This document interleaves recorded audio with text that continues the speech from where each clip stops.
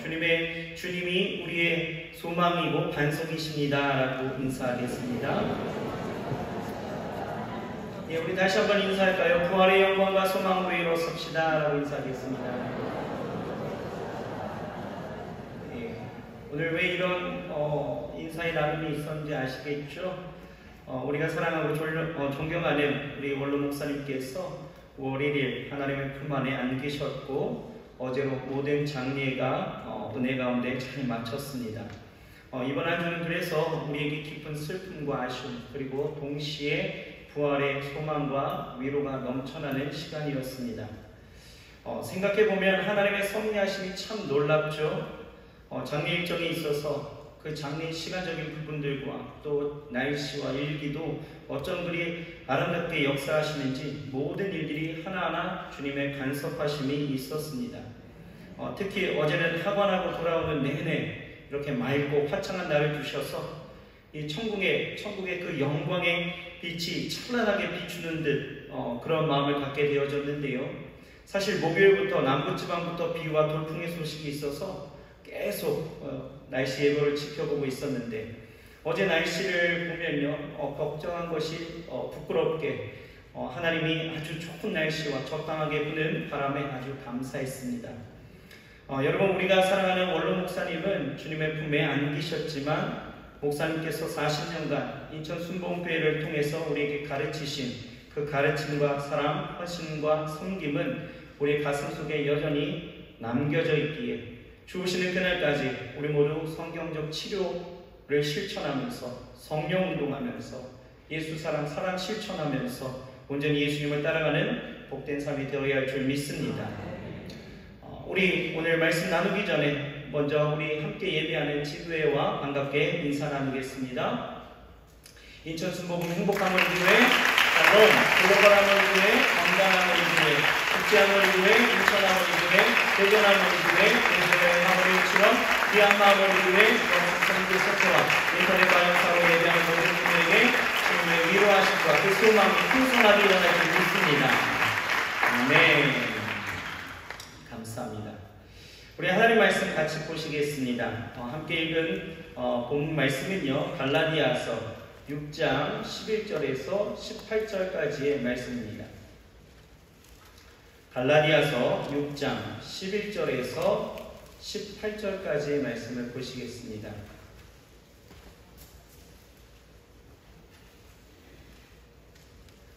자, 갈라디아서 6장 11절에서 18절 말씀이고요. 창세기부터 훑고 오시면요, 오늘 설교 끝날 때까지 못 찾습니다. 예, 뒷부분 보시면 갈라디아서 있습니다. 다 찾으셨나요? 네, 우리 같이 함께 읽겠습니다. 시작. 내 손으로 너희에게 이렇게 큰 글자를 쓴 것을 보라. 무릇 육체의 모양을 내려하는 자들이 억지로 너희로 할례받게 하면 저희가 그리스도의 십자가를 인하여 핍박을 면하려 함뿐이라. 할례받는 저희라도 스스로 율법은 지키지 아니하고 너희로 할례받게 하려 하는 것은 너희의 육체로 자랑하려 함이니라. 그러나 내게는 우리 주 예수 그리스도의 십자가 외에 결코 자랑할 것이 없으니 그리스도로 말미암아 세상이 나를 대하여 십자가에 못 박히고 내가 또한 세상을 대하여 그러하니라. 할례나 무할례가 아무것도 아니로되 오직 새로 지으심을 받은 자 뿐이니라. 무릇 이 규례를 행하는 자에게와 하나님의 이스라엘에게 평강과 긍휼이 있을지어다. 이후로는 누구든지 나를 괴롭게 말라. 내가 내 몸에 예수의 흔적을 가졌노라. 형제들아, 우리 주 예수 그리스도의 은혜가 너희 심령에 있을지어다. 아멘. 자, 오늘 저는 본문 말씀을 근거로 해서 우리는 무엇을 붙잡고 살아야 합니까? 우리는 무엇을 붙잡고 살아야 합니까? 이런 말씀의 제목을 가지고 함께 은혜를 나누겠습니다. 여러분, 버킷리스트라고 들어보셨죠? 버킷리스트. 이 버킷리스트는요, 죽음을 앞둔 사람이 죽기 전에 하고 싶은 일들을 적은 목록을 버킷리스트 이렇게 이야기합니다. 여러분들은 여러분들만의 그런 버킷리스트가 있으신가요? 주로 보게 되어지면 많은 사람들이 자신의 일상에서 평소 하지 못했던 일들을 버킷리스트로 적게 되어지는데, 그래서 어떤 사람은요, 한국 땅을 벗어난 적이 없어서 TV로만 보았던 그 세상의 그 좋은 비경들을 눈으로 직접 보고자 세계 여행을 해봐야 되겠다. 세계 여행이 안 된다라면 제주도라도 가야 되겠다 하는 분들도 있고요. 어떤 분들은 뭐 스쿠버 다이빙을 하겠다, 뭐 아니면 스카이 다이빙을 하겠다, 뭐 이런 사람들도 있습니다. 요즘 청년들 보면 바프라고 이야기하죠. 바프가 뭔지 아십니까? 바프. 예, 바디 프로필이죠. 바디 프로필. 이 몸을 찍는 거예요. 그래서 먹고 싶은 거 안 먹고요. 풀떼기만 먹어가면서 운동하고요. 그래서 자신이 가질 수 있는 최고의 그 몸매를 사진에 담겠다라고 해서 정말 애쓰는 모습을 보기도 합니다. 뭐 제가 인상 깊게 보았던 영화 한 편이 있는데요. 인생은 아름다워 라는 영화가 있습니다. 이 영화를 봤더니요, 40대 가정주부가 평생 가족을 위해서 살고 이리저리 정말 동분서주 치면서 살다가 암으로 시한부 인생이 판정되어졌을 때에 이 주인공이 남편과 함께 자신의 버킷리스트를 실행하면서 나아가는데, 그것이 뭔지 아십니까? 첫사랑을 찾는 일이었죠. 그래서 자신의 남편과 첫사랑을 찾아가는 그런 모습 속에서 뭐 자신의 삶의 의미를 되찾는 뭐 그런 것들도 볼 수 있었습니다. 이렇듯 사람들은요, 인생의 죽음 앞에 어떤 삶의 그 목표를 정하고 그것을 달성하려는 그 소망을 가지는데요. 그렇다면 여러분들은 어떤 삶의 목표를 달성하고 싶습니까? 여러분들이 인생을 살아가면서 붙들고 붙잡고 가고 있는 것들은 무엇입니까? 아직 젊어서 그런 거 생각해 본 적 없으실 수도 있어요. 여러분, 우리가 대단히 착각하는 것 중에 하나가 뭔지 아십니까? 시간이 굉장히 많이 남아있다고 생각하는 거예요. 나는 그래도 70년, 80년은 거뜬히 살고 그 삶이 보장되어 있다라고 생각하는 거죠. 그래서 그런지 사람들은요, 자기 인생에 대한 깊은 숙고를 하지 않습니다. 무엇을 붙잡고 가야 할지, 무엇을 가지고 살아가야 할지에 대해서 전혀 생각하지 않고 있다가 어떤 죽음이 임박한 상황이 되어지면, 그것이 어떤 질병이 되어졌든 어떤 큰 사고가 되어졌든 그런 일들을 당하게 되어지면, 그때서야 비로소 내가 붙잡고 가야 될 것이 무엇이었는지를 뒤돌아보면서 늦게나마 그것을 해보려고 하죠. 하지만 안타깝게도 그때는 이미 늦었고 삶은 그렇게 후회와 낙심과 허무함만이 남게 된다는 것입니다. 여러분, 우리가 절대 부정할 수 없는 것이 하나 있어요. 무엇입니까? 그것은 인생은 절대 자신이 언제 죽을지 모른다는 것이죠. 70년, 80년이 보장된 것이 절대 아닙니다. 또 젊었다라고 해서 늦게 가고 늙었다라고 해서 빨리 가는 것 절대 아니죠. 지금 건강하다고 해서 오래 살 것 같고, 지금 질병이 있다라고 해서 내가 빨리 죽을 것 같다, 아니다라는 거예요. 여러분, 여기 앉아 계신 분들 중에서 내가 언제 죽을지를 정확히 알고 계시는 분이 있다면 자신 있게 한번 손 들어 보실까요? 없지요. 없습니다. 없는 게 당연하죠. 그렇습니다. 나는 언제 죽을지 모른다라는 거예요. 이것을 우리는 인정하기 시작해야 돼요. 인정해야 합니다. 그러하기에 우리는 매일매일의 나의 삶이 마지막인 것처럼 준비하고 내가 무엇을 잡고 살아가야 될지를 분명하고 확실하게 우리는 붙잡고 살아가야 된다는 것입니다. 그런 의미에 있어서 이 사도 바울은요, 우리가 붙잡고 가야 할 것이 무엇인지에 대해서 오늘 우리에게 말씀하고 있다고 생각하는데요. 자, 오늘 세 가지만 우리가 생각해 보고자 합니다. 자, 첫째는 우리는 끝까지 십자가만을 붙들고 자랑하면서 살아가야 된다라고 말씀하고 있는 거예요. 무엇을 붙잡아요? 십자가를 붙잡아야 합니다. 사도 바울은 살아있던 갈라디아 교인들에게 이 편지를 마치면서 친히 큰 글자로 기록하고 있다라고 말하고 있어요. 11절을 보면 내 손으로 너희에게 이렇게 큰 글자로 쓴 것을 보라 라고 이야기하죠. 이것은요, 눈이 나빠서일까요? 아닙니다. 분명한 것은 마지막 부탁을 하고자 이 붓을 받아 쥐고 힘있게, 그리고 강조하기 위해서 큰 글자로 쓰고 그것을 보라 라고 강조하고 있다는 거예요. 여러분, 이 갈라디아 교회 이 교인들에게 이 사도 바울이 마지막으로 당부하는 것, 그 첫 번째를 그렇게 강조하고 있었던 내용이 무엇일까로 우리가 생각해 본다면 14절에 그렇게 나와 있는 거예요. 그러나 내게는 우리 주 예수 그리스도의 십자가 외에 결코 자랑할 것이 없으니 라고 말하고 있는 거죠. 바울은요, 예수님을 만난 이후에 모든 삶 가운데에서 평생을 십자가 외에 결코 자랑할 것이 없다라고 고백을 합니다.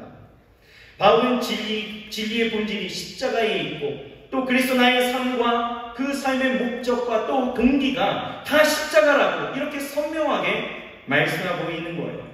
그래서 바울이 뭐라고 합니까? 14절 하반절을 보면 그리스도로 말미암아 세상이 나를 대하여 십자가에 못 박히고 내가 또한 세상에 대하여 그러하니라 라고 말하고 있죠. 무슨 말입니까? 이 말은 바울에게 있어서 이 세상이 죽어 없어졌다라는 거예요. 더 이상 세속적인 것에 내가 매여 살지 않겠다라는 것이죠. 그렇게 살았다라는 거예요. 이것이 여러분 구원받은 사람들의 삶의 원형이라는 거예요. 바울의 삶을 우리가 한번 보십시오. 바울도요, 한때 정말 잘 나갔던 사람입니다. 어쩌면 부와 명예와 권세가 이 보장된 그러한 안정적인 삶을 꿈꿀 수도 있었어요.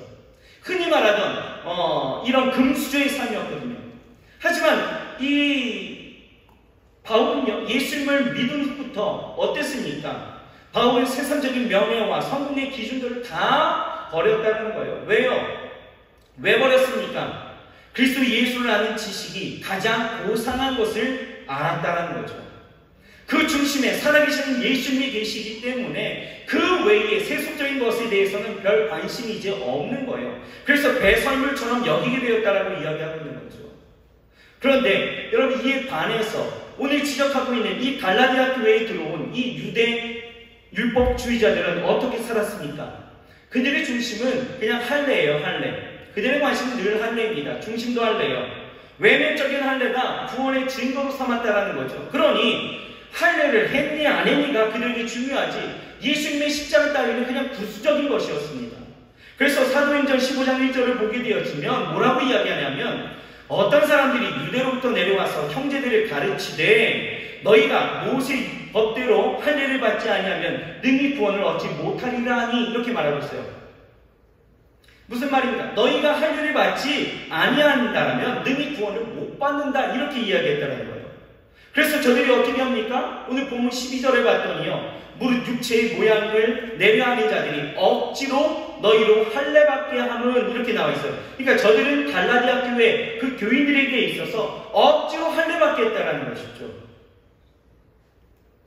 왜 그랬습니까? 왜요? 그것은 이 유대 율법주의자들의 특징에서 우리는 발견할 수 있다는 거예요. 12절을 보세요. 뭐라고 이야기하냐면 무릇 육체의 모양을 내려하는 자들을 이렇게 이야기하고 있죠. 또 13절을 보면 그들은 스스로 율법을 지키지 않는 자들이다 라고 이야기하고 있어요. 그냥 할례만 받으면 된다라고 생각했던 자들이 있죠. 여기서 우리가 알 수 있는 그 특징이 바로 무엇입니까? 바로 그들은 인간적인 그런 거칠애를 중요시 여겼던, 그냥 중심이 없었던 자들이었다라는 것입니다. 그렇게 우리는 한마디로 규정할 수 있다라는 거예요. 중심이 없고 그냥 부수적인 것들에만 그냥 관심이 몰두해 있었다라는 거죠. 그러니 여러분, 이 교회가 그리고 이 삶이 여러분 건강할 수 있었겠습니까?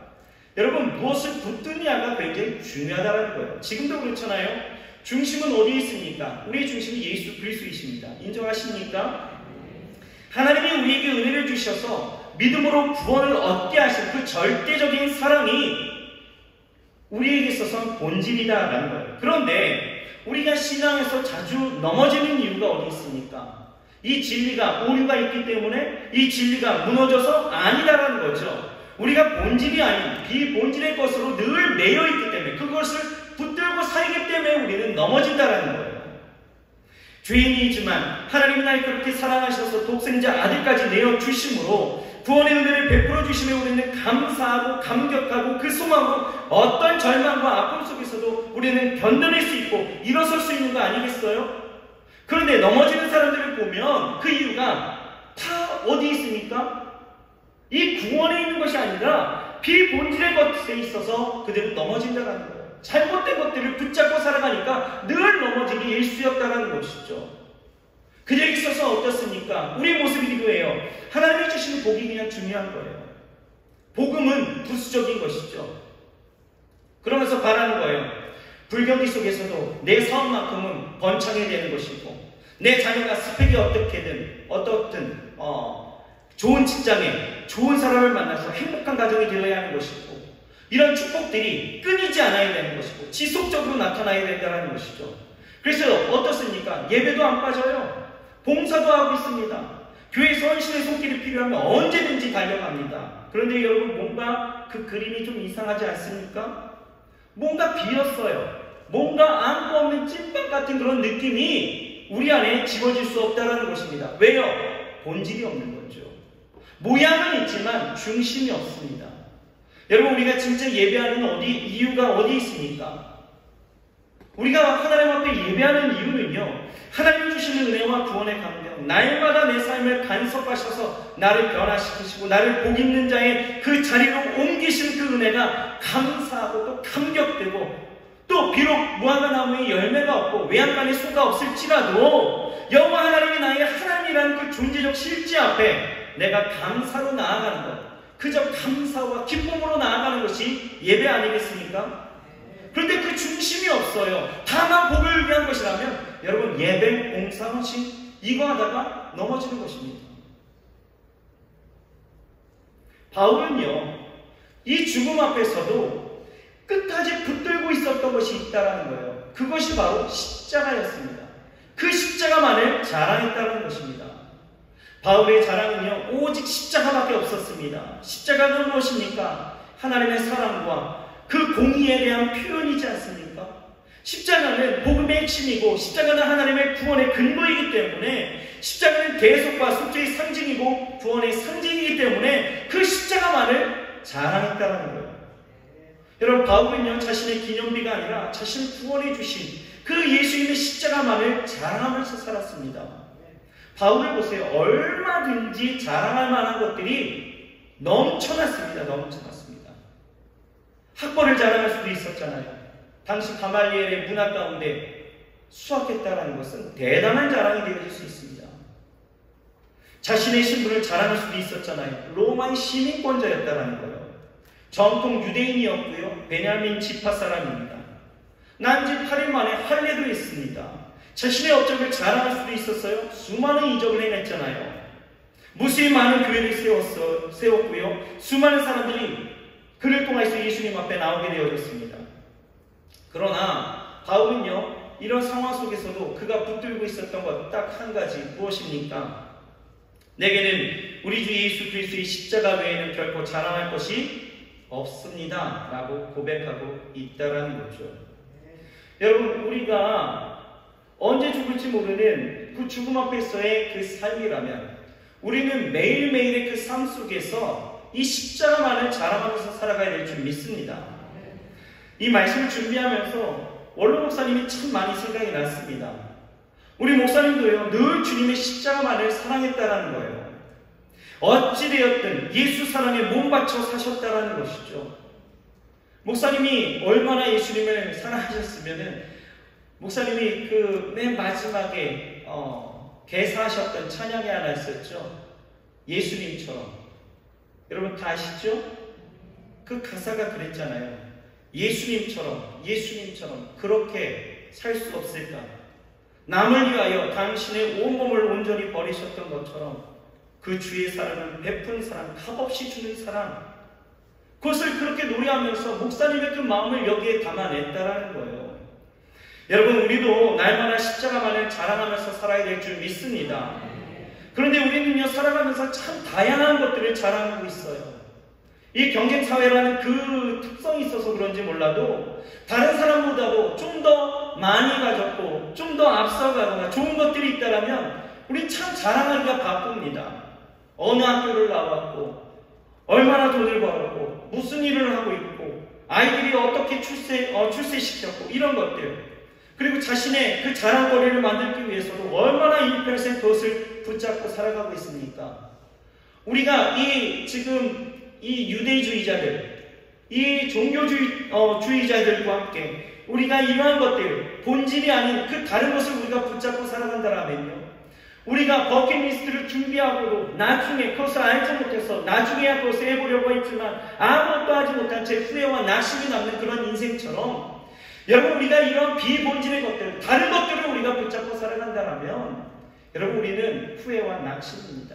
그 인생을 잘 살았다 누구도 평가할 수가 없다라는 거예요. 여러분, 우리가 이 한 달 한 달을 살아가면서 우리는 무엇을 붙잡고 살아가야 될지 다시 한번 생각해야 될 줄 믿습니다. 바라기는 여러분 십자가만을 자랑하시길 바랍니다.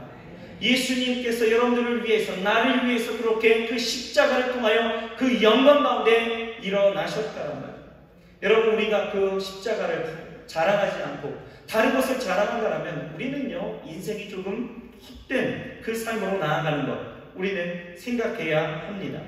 그러므로 매일매일의 삶 속에서 우리 원로 목사님처럼, 이 사도 바울처럼, 예수님처럼 십자가만을 자랑하고 예수 그리스도의 그 사랑과 은혜 가운데 살아가야 될 줄 믿습니다. 둘째는요, 예수님의 흔적을 붙잡았다라고 이야기하고 있어요. 예수님의 흔적을 붙잡았다. 첫째는 십자가를 붙잡았고요. 두 번째는요, 예수님의 흔적을 붙잡았다. 흔적, 스티그마라고 이야기하죠. 저희 아버님은 군인이셨습니다. 그래서 저희 아버님이 옛날에 살아계셨을 때 아버님의 손목에는요, 그 전쟁의 상처가 남겨져 있었어요. 그래서 손목 안쪽에 이 총상이 있었는데요, 어릴 때 이 아버지한테 늘 궁금해서 질문했습니다. 아버지, 이건 뭐예요? 아빠, 왜 이렇게 여기에 상처가 있어요? 라고 질문하면 아버지는 그 베트남 전쟁을 참전하셨거든요. 그래서 그때 얻었던 상처인데 그 상처에 대해서 물으면 그때를 생각하시면서 이게 살아남은 자의 영광의 상처다, 이렇게 이야기를 하셨거든요. 바울은요, 자신의 그 삶에, 그 몸에 남겨져 있는 그 상처를 바라보면서 이것이 바로 예수 그리스도의 흔적이다 라고 이야기를 하고 있습니다. 17절을 같이 한번 읽어볼까요? 17절 같이 한번 읽어보겠습니다. 시작. 이후로는 누구든지 나를 괴롭게 말라. 내가 내 몸에 예수의 흔적을 가졌노라. 바울은요, 복음을 전하다가 사실 수많은 괴로움을 당했습니다. 그는 40의 가만매를 3번이나 맞았죠. 돌에 맞아서 죽은 줄 알고 시체처럼 밖에 내던져졌는데 다시 살아나기도 했습니다. 무수한 항해를 하면서 죽을 고비를 수없이 넘겼고요. 광야의 위험과 동족의 위험과 이방인의 위험과 산의 위험과 강의 위험을 당하였습니다. 이것들에 의해서 포기하고 정말 꺾이다 생긴 이 상처, 이 흔적, 십자가를 통해서 정말 극복하면서 그 승리의 영광 가운데 자신의 삶에 어찌 보면 다른 사람들에게 보이기 싫은, 보이기 쉽지 않은 그러한 상처, 이것이 이 사도 바울에게 있어서는 뭐라고요? 예수님의 흔적이라고 이야기를 하고 있습니다. 그런데 그것은 몸에 난 상처뿐만 아니고 그것은 가슴에 그렇게 되새겨져 있으면서 그 흔적을 볼 때마다 하나님의 영광이 그렇게 드러나게 되었던 것입니다. 그래서 사도 바울은요, 자신의 그 몸에 이렇게 예수의 흔적을 내가 가졌다라고 이야기하면서 평생을, 그 한 달 한 달을 예수님의 은혜를, 그리고 하나님의 그 사랑을, 하나님의 그 감격 가운데 살아갔던 사람이 바로 사도 바울이었죠. 물론 이 흔적이라는 것이 몸에 난 상처로 우리가 비견할 수도 있겠지만 사실 이 내용을 보게 되어지면 여기서 내 몸, 내 몸의 상처, 내 몸이라고 하는 이 단어는요, 이 자신의 그 전 존재를 의미하기도 하고 또 모든 영역, 모든 삶을 이야기도 합니다. 그래서 이 바울이 가진 이 흔적, 이 스티그마라고 하는 이 흔적은요, 다른 면에서도 살펴볼 수 있다는 거예요. 어떤 면입니까? 어떤 의미를 담고 있느냐? 첫 번째는 그 흔적이라는 것은 예수님의 소유권을 이야기하고 있다는 거예요. 내가 이 흔적을 통하여서 내가 그리스도께 속했다라는 의미가 그 안에 담겨져 있다는 거예요. 15절에 뭐라고 이야기합니까? 할례나 무할례가 아무것도 아니오되 오직 새로 지으심을 받은 자 뿐이니라 라고 말하고 있죠. 할례나 무할례냐, 그것이 문제가 아니에요. 중요한 것은 우리가 참으로 십자가 사건을 통해서 변화를 받아서 새로운 사람이 되었느냐 되지 않았느냐가 중요하다는 것이죠. 내가 부자냐 가난한 자냐, 남자냐 여자냐, 많이 배웠느냐 적게 배웠느냐, 무슨 교회를 다녔느냐, 무슨 교파에 있느냐, 그것이 문제가 아니다라는 거예요. 그리스도를 구주로 영접하여 새 사람이 되었느냐, 다시 말해서 내가 그리스도께 속한 사람이냐 아니면 아직도 옛사람이냐 이것이 중요하다는 거예요. 우리가 붙들어야 되는 그 흔적, 내게 남겨져야 되는 그 흔적은 내가 그렇게 예수 그리스도에 속한 자의 그 삶으로 우리가 살아내야 된다는 것을 우리에게 말씀하고 있다는 것입니다. 중요한 것은요, 우리가 참으로 변화를 받아서 새 사람이 되었느냐 하는 거예요. 다시 말해서 내가 예수를 믿어서 구원받은 그 흔적이 내 삶 가운데 지금 나타나고 있느냐라는 것이죠. 내가 그리스도께 속한 그 흔적. 여러분, 이 흔적이 어떻게 나타납니까? 흔적이 어떻게 나타납니까? 갈라디아서 5장 11절부터 보게 되어지면서 우리가 그 내용을 보게 되어지면 우리에게 강조하는 내용들이 있습니다. 무엇입니까? 바로 성령의 소욕을 따르지 않는 것. 성령의 소욕을 따라 사는 것. 죄송합니다. 큰일 날 뻔했습니다. 성령의 소욕을 따라 사는 것. 그리고 하나님이 주신 구원의 자유를 육체의 기회로 삼지 않고 성령의 소욕을 따라 살면서 육체의 일을 버리는 삶. 그리고 내 안에 성령의 열매가 드러나고 나타나는 삶. 그 삶을 스티그마, 그 흔적이라고 이야기하고 있다는 거예요. 그 삶이 어떤 삶입니까? 그 삶. 자, 16절. 우리 성경을 덮으셨으면요, 회개하는 마음으로 빨리 피십시오. 그리고 갈라디아서 5장을 피시면서 그 앞장 한 장 넘기시면 되겠죠? 16절부터 우리 천천히 읽어보면서 여러분, 우리는 생각해야 되는 거예요. 내가 그리스도께 내가 속한 흔적이 내 삶 가운데 어떻게 드러나고 나타나고 있는지를 생각해 보자라는 거예요. 자, 16절 피셨나요?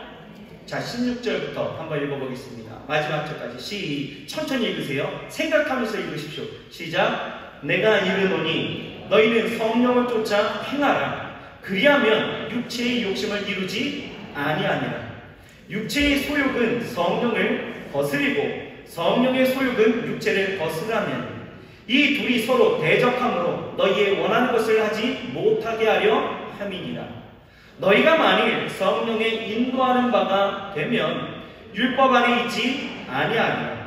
육체의 일은 현저하니 곧 음행과 더러운 것과 호색과 우상 숭배와 술수와 원수를 맺는 것과 분쟁과 시기와 분냄과 당짓는 것과 불리함과 이단과 투기와 술취함과 방탕함과 또 그와 같은 것들이라. 전에 너희에게 경계한 것 같이 경계하노니 이런 일을 하는 자들은 하나님의 나라를 유업으로 받지 못할 것이요 오직 성령의 열매는 사랑과 희락과 화평과 오래 참음과 자비와 양성과 충성과 온유와 절제니 이 같은 것을 금지할 법이 없느니라. 그리스도 예수의 사람들은 육체와 함께 그 정과 욕심을 십자가에 못 박았느니라. 만일 우리가 성령으로 살면 또한 성령으로 행할지니 헛된 영광을 구하며 서로 격동하고 서로 투기하지 말지니라. 여러분, 이 구절만 읽어도 여러분, 우리가 남겨야 될 그 예수 그리스도의 흔적이 무엇인지 아시겠습니까? 내가 예수 그리스도께 속하여서 내가 그 속한 자의 그 삶으로 살아갈 때에 이러한 삶의 원형들이 우리 가운데 드러나게 되어지는 것이고, 이것을 내가 예수 그리스도의 흔적으로 우리가 갖고 살아가야 되니 여러분, 우리가 살아가야 되는, 우리가 붙들고 가야 되는 일인 줄 믿으시길 바랍니다. 여러분, 이 흔적이 있다는 것은 또 어떤 의미가 있습니까? 두 번째는 주제권이 있다는 거예요. 주제권. 종으로서의 흔적이죠. 종입니다. 여러분, 전쟁이나 가난으로 노예가 된 사람들에게 있어서는 인을 찍었습니다. 주인의 소유라는 낙인을 찍은 거죠. 그러면 주인에게 주제권이 있다는 것을 인정하는 것입니다. 그러니 종은 그리스도가 나의 주인 되심을 인정하면서 받아들이며 순종하는 것이 바로 종으로서의 흔적이에요. 뭐라고요? 내가 나의 주인 되심이 그리스도가 나의 주인 되심을 내가 인정하고 받아들이고 순종하는 것이 여러분, 우리가 종으로서의 흔적을 갖는 것이다 라는 거예요. 여러분, 인정하십니까? 그리스도가 여러분들의 주인 되심을 여러분 받아들이십니까? 그 말씀 앞에 여러분 온전히 순종하시겠습니까? 마치 무슨 지금 결혼식 같죠? 여러분, 이 여러분들의 고백이요, 그냥 어떤 설교자가 질문을 던졌기 때문에 내가 의뢰 답하는 아멘이 되지 않기를 원합니다. 진짜 이것이 우리의 고백이 되길 원합니다. 제가 이런 행복한 가정에 대한 어떤 세미나에 뭐 강의를 하거나 주례를 하거나 뭐 권면을 하거나 설교를 하면서 이 에베소서의 말씀을 가지고 아내는 남편에게 복종하라 이렇게 이야기를 하기도 합니다. 그 말씀 가운데 그렇게 쓰여져 있기 때문이죠. 그런데 이렇게 이야기하면요, 자매들이요 소스라치기 싫어해요. 목사님 그런 소리 우리 저한테 하지 마세요. 이럽니다. 왜요? 왜? 복종, 뭐 종이 되는 것, 이게 뭔가 싫은 거죠. 요즘 MZ세대는요, 자기 주장이 철저하고요, 자기 영역이 침범받는 거 굉장히 싫어합니다. 그래서 그런 아이들에게 종되었다라고 이야기한다는 것, 여러분 이것이요, 이상하게도 그들에게 있어서는 내가 종이라고? 하나님이 너의 주인이야 라고 이야기하면 내가 왜 종이어야 합니까? 뭐 이런 대답을 하는 친구들도 있었습니다. 이해를 못하는 거죠. 내가 왜 종같이 종으로 살아야 되는지를 이해 못하는 거예요. 여러분들도 그러십니까? 여러분, 내가 종으로 산다는 것이 얼마나 감사한 일인지 여러분 아십니까? 내가 종이 되지 않았다라면, 반대로 생각하는 거죠. 내가 종이 되지 않았다라면 내 인생의 주인이 여전히 나라고 주장하면서 산다라면 여러분, 모든 책임과 모든 결과의 몫은 다 내가 져야 되는 일들이에요. 여러분, 이거 감당하실 수 있겠습니까? 감당하시겠습니까? 죄의 결과를 우리는 뻔히 알고 있습니다. 그런데 그 죄의 결과를 여러분들이 감당하실 수 있겠냐 이 말이에요. 여러분, 내가 종으로서 산다라면 이것은 또 달리 우리가 해석하게 되어질 수 있다는 거죠. 내가 종으로 산다라면 여러분, 내 주인은 내 삶의 모든 것을 채워주십니다. 내 주인은 넘치는 보상을 주시는 거예요. 내 주인은요, 나와 함께 해주시고요, 나를 보호하신다라는 거예요. 나를 더욱더 귀하게 여기신다는 거죠. 여러분, 실제로 그랬습니다. 성경에 보면 귀뚫은 종의 그러한 규례가 있었습니다. 당시를 보게 되어지면 설령 누가 어떤 형편 가운데에서 종이 되었다 할지라도 여러분 6년 동안만 하게 되어지고 7년째가 되어지면 그 모든 종들을 다 놓아주게 되어지는 그러한 규례가 있어요. 그런데요, 어떤 종이 7년 이 안식년에 자유를 주어도 계속해서 저는요 이 상황에서 어디로 가면 내가 어떻게 살아야 될지 모르니 내가 주인과 함께 살고자 합니다 라고 이야기를 하면 그 주인은요 그 종을 데리고 재판장에게 가서 사정을 이야기합니다. 그러면 그 재판장은요 그 종을 성전의 문에 귀를 대고 송곳으로 귀를 뚫게 합니다. 귀를 뚫는다는 것은 주인의 말을 내가 귀에 새겨 듣겠습니다. 주인의 말만 듣겠습니다. 이런 뜻이죠. 여러분, 왜 그 종은 자유를 주었어도 주인의 종으로 살고 싶어 했을까요? 왜요? 종인데. 왜요? 주님의 은혜를 잊지 못하기 때문이죠. 그 은혜가 고맙기 때문입니다. 참 주인을 만났기 때문이죠. 좋은 주인을 만났다는 거예요. 그래서 주인은 그 귀뚫은 종은요 사실상 정말 양자처럼 생각하는 거예요. 양자로 삼습니다. 그에게 더 큰 은혜를 누리게 하였고요. 그렇게 귀뚫은 종은 더 이상 억지로 노동하지 않고요, 종노릇하지 않고 그렇게 자발적으로 그 은혜로 감사로 주인을 섬기게 되었다라는 것입니다. 여러분, 바울이 지금 그런 거예요. 자기는 종으로서의 모든 주재권을 내 주인 예수 그리스도에게 넘기고 자신은 복음 안에서 자유함을 누리면서 주를 위해서 평생 헌신하면서 그렇게 산다라는 것이죠. 그게 종으로서의 흔적이었다는 거예요.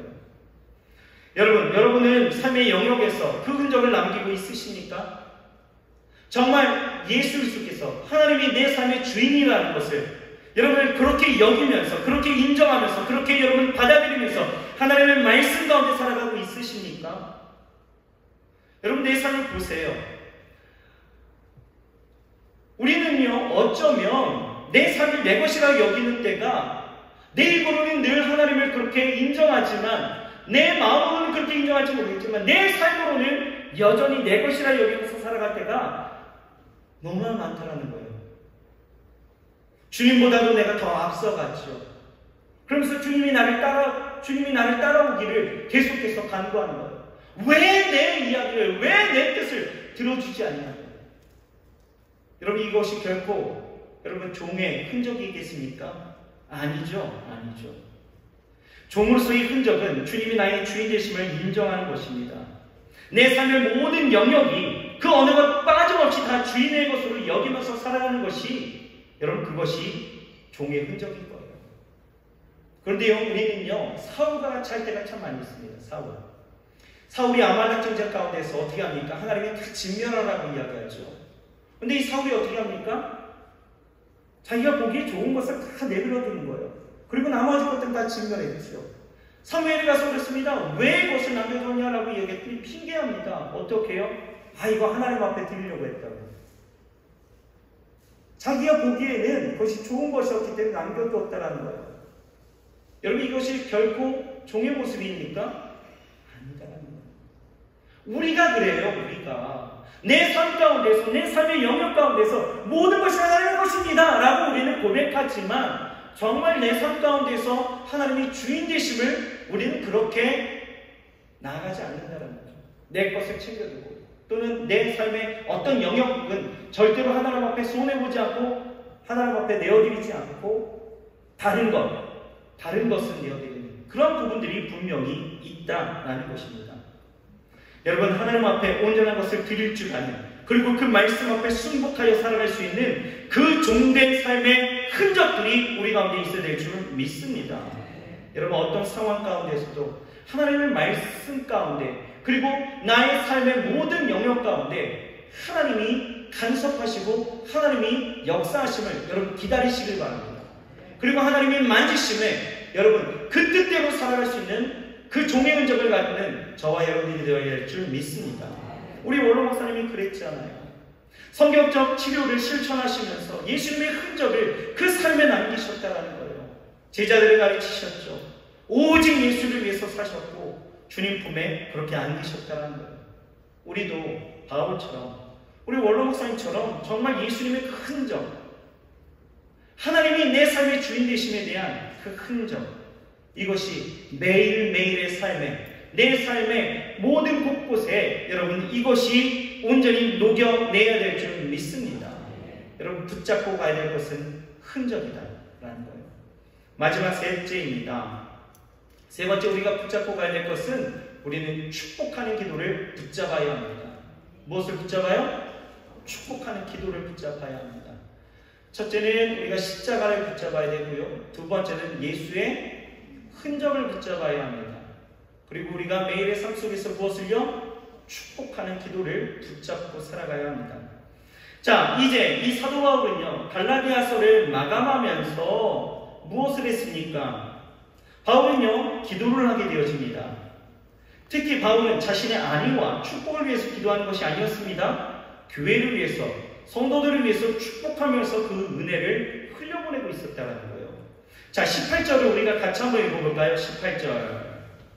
시작. 형제들아, 우리 주 예수 그리스도의 은혜가 너희 심령에 있을지어다. 바울은 이 서신을 마감할 때에 기도로 특별히 축복하면서 마감했다라는 것이죠. 여러분 우리의 인생이 그랬으면 좋겠습니다. 매일의 삶 가운데에서 우리의 삶의 마감을 축복하는 기도로 마치면 좋을 것 같습니다. 사도 바울은요 그렇게 살았습니다. 갈라디아서를 봐도요, 갈라디아서 우리는 맨 마지막에도 이렇게 축복하는 기도로 마쳤는데요, 특징적인 것은 이 바울의 서신의 모든 부분들이 다 그래요. 이 뒤에 있는 바로 앞에 있는 고린도 후서 13장 13절을 봐도요 뭐라고 이야기하냐면 주 예수 그리스도의 은혜와 하나님의 사랑과 성령의 교통하심을 축도하는 거죠. 우리 목사님들이 하면 너희 무리와 함께 있을지어다. 축복하면서 기도했다라는 거예요. 또 갈라디아서 뒤에 있는 에베소서 6장 24절을 봐도요, 우리 주 예수 그리스도를 변함없이 사랑하는 모든 자에게 은혜가 있을지어다. 축복합니다. 또 그 다음에 있는 빌립보서 4장 23절을 봐도요, 주 예수 그리스도의 은혜가 너희 심령에 있을지어다. 역시 기도로서 마감을 합니다. 그 외에도 골로새서, 데살로니가서, 또 디모데서, 디도서도 다 기도로 마감하고 있다는 거예요. 축복의 기도로. 여러분 예수님도 그랬잖아요. 이 땅의 삶을 마감하실 때에 마지막에 어떻게 하십니까? 축복하면서 기도로 마감하셨다는 거예요. 여러분 여기서 우리가 깨닫는 게 있죠. 뭡니까? 바로 우리 신앙생활하면서 놓치지 말아야 될 것을, 우리가 붙잡고 가야 될 것은 바로 기도이고, 그 기도는 축복하면서 기도하는 것이 되어야 한다라는 것입니다. 자, 그러면 여러분 어떤 내용을 축복하면 되어질까요? 어떤 내용으로? 오늘 사도 바울은요 3가지를 축복하면서 기도를 합니다. 첫 번째는요 평강이에요. 평강. 16절 말씀 우리 같이 한번 읽어보겠습니다. 16절 시작. 무릇 이 규례를 행하는 자에게와 하나님의 이스라엘에게 평강과 긍휼이 있을지어다. 이 규례를 행하는 자에게와 하나님의 이스라엘에게 무엇이요? 평강이 있기를 원했다는 거예요. 평강. 여러분 이 세상 가운데서 가장 큰 복은 무엇입니까? 라고 질문을 던진다라면 우리는 단연코 구원입니다 말할 수 있습니다. 그런데 구원을 제외하고 우리가 갖게 되어지는 가장 큰 축복은 무엇입니까? 라고 이야기한다면 우리는 평강을 이야기할 수 있습니다. 여러분 생각해보세요. 물질 많으면 뭐 할 겁니까? 물질 많으면 행복할 것 같죠? 약간 지금 웃음을 짓는 분들이 몇 분 계시는 거예요. 그런 것 같다라는 거죠. 그렇죠? 여러분 권력이 있으면 행복할 것 같죠? 어딜 가나 막 사람들이 굽신굽신거리고요. 막 인사도 좀 90도로 하고요. 막 좋을 것 같죠? 여러분 하지만 제 아무리 좋은 것, 모든 것을 가졌다 할지라도 여러분 마음의 평강이 없으면 다 소용없습니다. 그렇지 않습니까? 진시 황제가 그렇게 좋은 중국의 황제가 되었어도 여러분 건강에 대한 그 염려, 그 근심과 걱정이 있게 되어지니까 어떻습니까? 마음의 평강을 잃어버리니까 40세에 죽어버리는 거예요. 단명하게 되어지죠. 아무 소용없습니다. 여러분 사람이 평강이 없으면 늘 불안과 염려, 근심과 걱정 가운데서 건강한 삶을 살 수가 없는 거예요. 제 머리를 보면요 가운데가 하얗습니다. 그래서 자주 듣는 질문 중에 하나가 목사님 거기만 브릿지를 하셨습니까? 라고 이야기를 해요. 제가 청년 목회를 하다 보니까 이런 괴짜도 이런 괴짜 목사가 있는가 보다 하고 가운데 이렇게 거기만 브릿지를 했다라고 생각하시는 것 같아요. 근데 저 그렇게 괴짜는 아닙니다. 이게요 그런 거 있죠. 원형 탈모라는 것도 있잖아요. 그것처럼 저에게는 이 스트레스라는 것이 원형 이 뭐죠? 하얗게 되는 거 새치로 이렇게 오게 되어졌고 여기만 하얘요. 저에게는 이것마저도 스트레스입니다. 굉장히 어려워요. 여러분 사람이 평강이 없으면 어렵습니다. 그래서 예수님께서 이 땅 가운데 오시면서 가정을 방문하시든지 또 이 세상의 모든 사역을 마치시고 부활하실 때에도 우리에게 말씀하신 것이 있어요. 무엇입니까? 너희에게 평강이 있을지어다.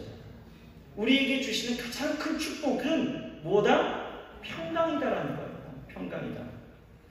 그리고 예수님이 오신 그 목적을 가르치실 때에도 요한복음 14장 27절을 보면 평안을 너희에게 끼치오니 곧 나의 평안을 너희에게 주노라. 내가 너희에게 주는 것은 세상이 주는 것 같지 아니하니라. 너희는 마음에 근심도 말고 두려워하지도 말라라고 말씀하시면서 평강을 이야기하시죠.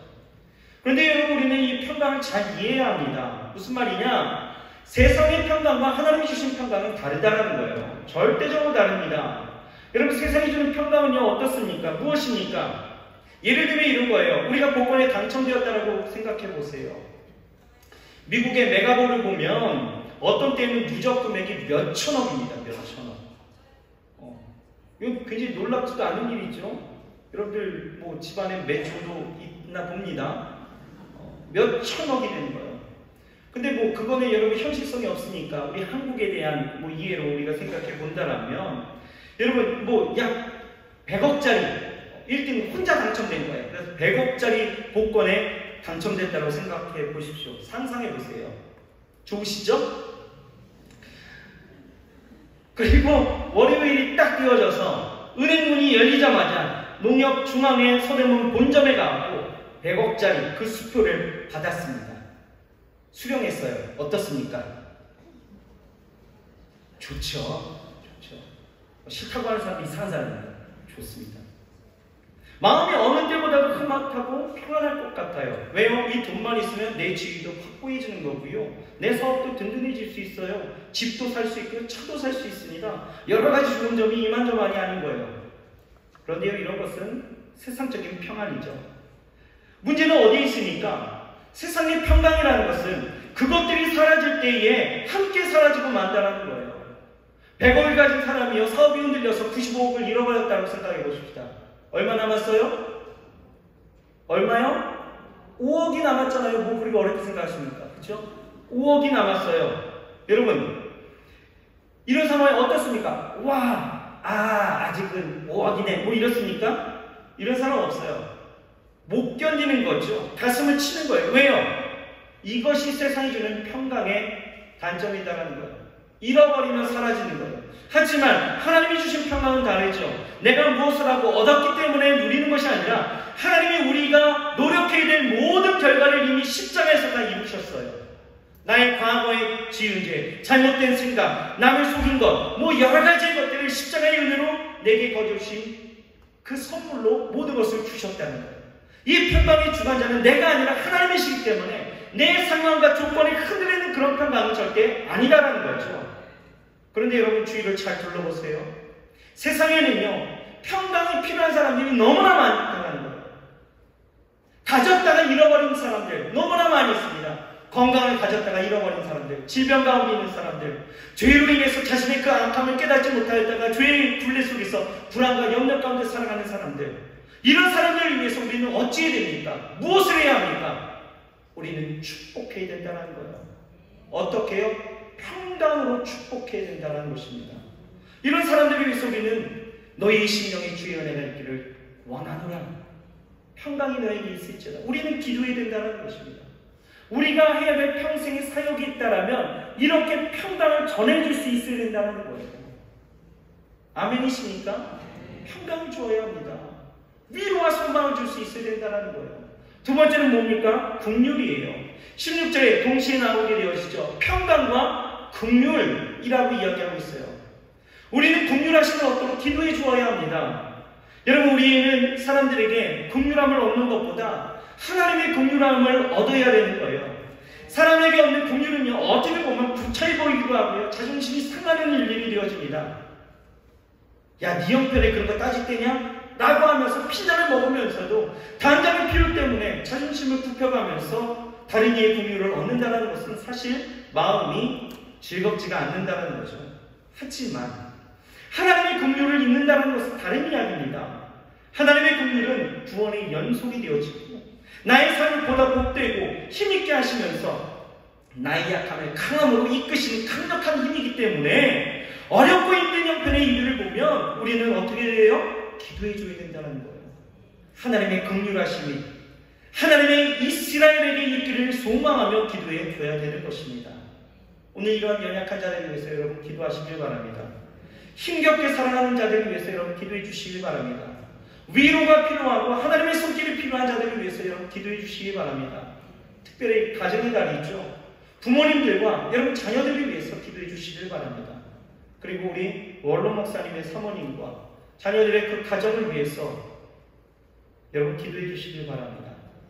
슬픔을 당한 이들에게 하나님은 긍휼을 통하여서 소망과 능력으로 일하실 줄 믿습니다. 셋째는요, 심령에 은혜가 있기를 축복해야 된다는 거예요. 18절 말씀 보시죠. 우리 좀 아까 읽었잖아요.